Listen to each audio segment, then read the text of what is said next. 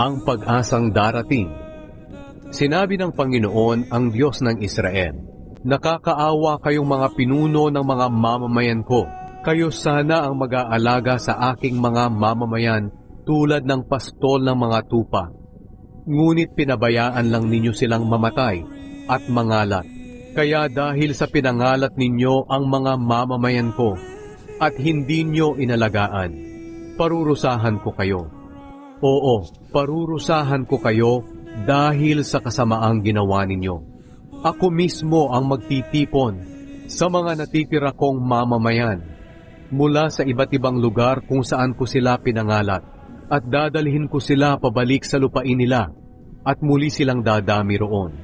Bibigyan ko sila ng pinunong magmamalasakit at mangangalaga sa kanila, at hindi na sila matatakot o mangangamba, at wala nang maliligaw sa kanila. Ako ang Panginoon, ang nagsasabi nito. Sinabi pa ng Panginoon, darating ang araw na paghahariin ko ang isang hari na matuwid na mula sa angkan ni David. Maghahari siyang may karunungan at paiiralin niya ang katuwiran at katarungan sa lupaing ito. Ito ang pangalang itatawag sa kanya, ang Panginoon ang ating katuwiran.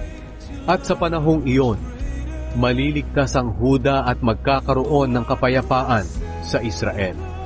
Sa panahong iyon, hindi nasusumpa ang mga tao ng ganito.